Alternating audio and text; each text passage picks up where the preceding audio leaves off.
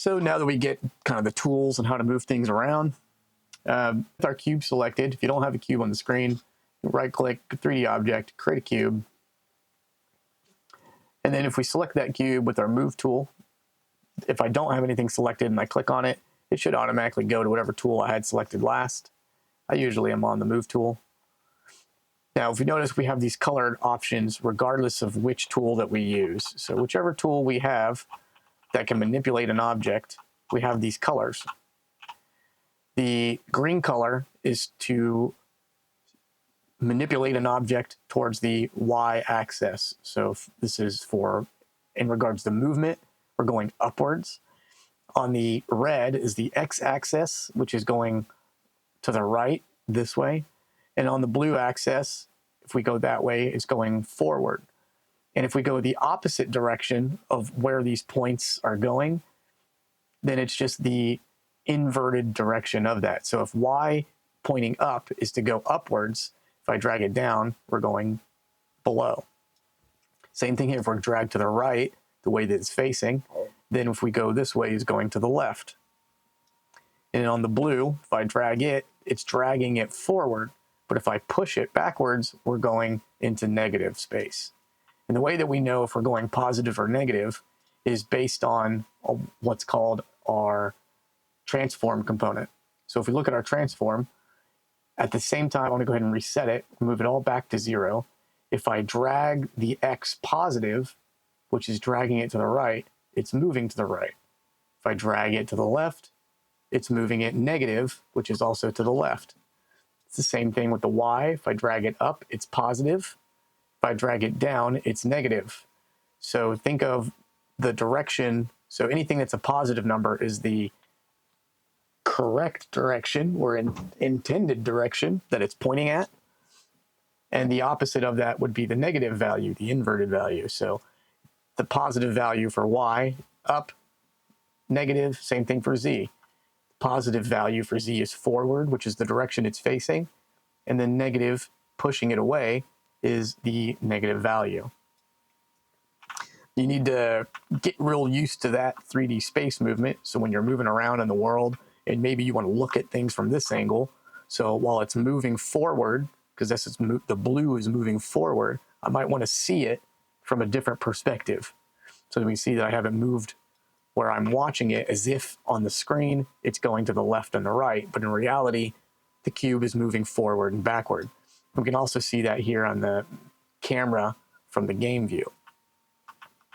Okay, now the grid is the absolute 0 point. So if we reset this back to 0 and we go all the way in and zoom in, one of the things that we can note is that the cube, if we turn off this mesh renderer right here, which turns off the visual of the model, we can see that there's the outline.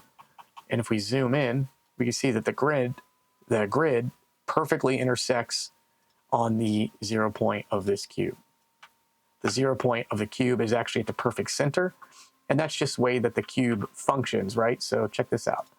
If I turn the mesh renderer back on, and I go to the scale, and I click here with the scale, I can scale it from the top. So our y value for scale is moving the top and the bottom. Our y view for, or not our y view, sorry, our x scale is stretching to the left or right, which means our blue scale, our z scale, is stretching forward and backward of the item.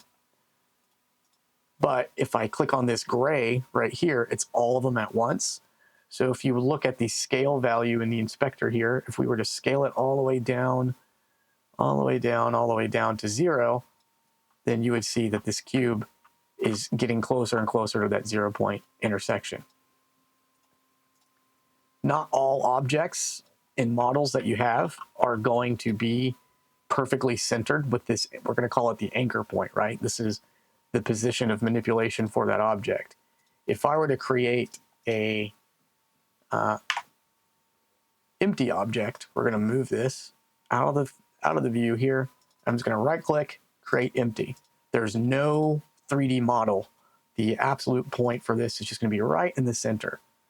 And then I took this cube and I'm going to reset the cube.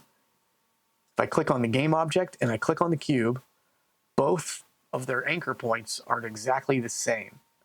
But if I were to take this cube and drag it into the game object, making it a child, which is something we'll talk about later, and then in the cube, I moved it, let's say, up to, let's do a 0.5. That way, the floor of this cube is touching the floor of the grid. That way, it's perfectly lined up. But my perfect center is now above the grid, so adjusting the cube on the Y is no longer correctly coming from a 0 point. So instead, my game object right here is. So we'll call this the perfect cube. Come here, Peanut. Come on. But now the cube's floor, by controlling it from this parental object, is now perfectly on top of the floor. And it's important to kind of mess around and learn how to understand that. So if objects aren't perfectly lined up, like for example, you have a character, the character's model, when it comes in, might not be standing perfectly on top of this grid. And so you might have to create an object to line things up just to nest it properly, or fix the model inside of Blender and things like that. We use a lot of third-party models from Cinti Studios, and they're all perfectly lined up on the floor, luckily. So I rarely have to do that myself. I'm gonna move this cube back out, and then we're gonna delete that perfect cube and just go to our basic cube. And now it's perfectly up on the floor. You can also adjust your perspectives by clicking these. It will automatically rotate things around. So if things are wonky, like I want to look at things from a bird's eye view. Right. Let's see, clicking that, I guess zooms that in. I'm gonna go back. We want to get everything, that L. So we want an L shape. Our green is the top of the L, our red is the bottom of the L, and our blue is facing outwards. That way we know we're in the perfect orientation. So as we add objects throughout the world, our orientation is correct. There's a handful of other things in here, like snapping. We can turn on snapping, and when we move the thing, it moves across a specific number of grid points. You see, if I change the grid to 1, or if I change it to 2, it'll be how many squares. I can do 2.5, 22.5, and we change the actual grid size. And that determines how many of these we actually adjust. And you see the snapping is at the intersections. So it'll snap on those intersections based on how large our grid is. Keep it back to 1. And I could turn it off with this magnet so it doesn't happen. But if I want it to happen, I can hold Control to turn snapping back on. And we can see that there's extra smaller squares that we're actually intersecting with. See, it's intersecting with those little individual points. Right, and then we're going to be back to, we're going to put our Z back to 0. And then there's different ways to view the scene. So we got wireframe draw modes if we don't want to look at the actual renderer and we just want to see the wireframes. We got all kinds of different viewpoints. We're not going to get crazy into that stuff. Those are going to be things that you're going to mess with when we start actually having real models on the scene. Then we have a 2D. So if you use 2D, this is what your scene looks like instead of a 3D space, because in 2D, all we're looking at is the Y and the X. In a 2D space, we don't worry about Z. We're not moving forward and backwards in 2D. For 2D stuff that moves forward and backwards, we're actually using layering for the most part. But you can create a 2D space with 3D elements. Games like, I can't think of any games off the top of my head, but pretty much any game with any kind of background depth is usually using 3D space as well. So you can create a Z position with depth that way. Again, more advanced stuff, talk about it later. This course is going to be all in 3D though. And you can just click on these and see what they turn on. We got gizmo information. So that's like, here's our light. And it shows us where these gizmos are. So if an object doesn't have something, like this shows us, this is a main camera object. By turning this on, it shows us all of the tools. Kind of manipulation points. Here's our viewport. If you click on the light, this is where the light is shining direction. For some reason, I want to turn that off so that I can see only the objects in the screen. I would turn that on and off. All right, I think that's good enough for the scene. Click around, break some stuff. There's some extra things. We'll talk about those later on. And let's move on here. Game window is going to be real quick. So this is the perspective of your camera. Whatever you, so currently we have the game, there's a simulator. We can turn on the simulator and choose different devices to give you an idea what it would look like on that device. We're going to turn the simulator back off, just go to the game view. We have their display, so you can have multiple cameras that show different scenes, different angles. In this case, if we click on the camera and we look back here in the inspector, let's find, what's it, rendering? Output, there it is. That's our target display. So we can say this camera is for 2, 3, 4, 5, whichever. So if I change it to 2, no cameras are rendering. Change it to 2 here in the game view. And now we can see from the game's perspective, display number 2. You would do that in games that like, maybe you're looking at a security camera. There's like a room you walked into and there's a bunch of security cameras with a bunch of different angles. And you go to interact with them, and then you want to change what the player sees to look like they're looking through the security system. That's probably what you would do here. Change just the display, basically. And then we have our aspect ratio. 16:9 for the most part is what you're always going to want.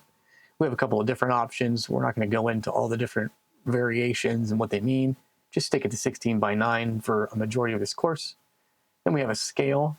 Pretty much you're always going to keep it at 1. It's just to basically zoom in. If there is a situation where we have another object and we want to see how close that object is to the other, for some reason, maybe we want it to be absolutely perfect, and we want to see why it's separated or how far away it is, we could zoom that in to get the pixels to get crazy, right? So here's the pixelation of it. And we could see what the player would see from that perspective. Because if I zoom in on it over here, it might be like, well, here I can see that it's actually separated, but the player can't tell that it's separated. So maybe I need to make some adjustments with this creative choice. Oh, look, now it looks like it's separated or whatever. There's other reasons too, but that's the one that I typically end up running into. And then we have play focused. If we click on that, and we have play maximized, play unfocused. So whenever you want to play the game, we click this button right here. So we have play, pause, step. If we hit play, the game starts. So whatever system we have in, whatever functions, will start immediately running when I hit that play button. And then we click into this window and making sure that we see this blue tab. If I click over here, it's blue here. By clicking in here, we know this is the current selected tab. We could now play the game. While we're playing the game, if something went wrong and we need to figure out why, we could hit pause. And then if we need to go frame by frame, say an object is slowly falling and we need to pause and then do the next frame, click next, and it would just do the next frame. Next, it would do the next frame. It's a way to help you debug really specific situations. But with the play focus, maximize, and unfocus, if we say play maximize, what it's going to do is full screen the game. See, now it full screens it, where the game window is the core, so that you can play the game more realistically. Play focus just means that when we hit the play button, the game tab becomes immediately selected. Play unfocus means when we hit the play button, the scene usually becomes the one that's selected. So if I hit play, it looks like nothing gets selected, but the scene is usually, you're usually adjusting something in the scene while the game is going. So you would say unfocused if you need to immediately start doing something in the scene to see what's happening, how it interacts while the game is live. Let's say you have something that's physics related and you need to test the physics and you haven't put any kind of control into a cube, so it's just like a static object, and I want to push it around. I can do that by just having this here and press play. Let's see if it'll let me do it. I don't think it'll let me do it, but yeah, that won't let me do it. But let's say you wanted to test pushing something around while the game is live. You would do it in the scene instead of in the game.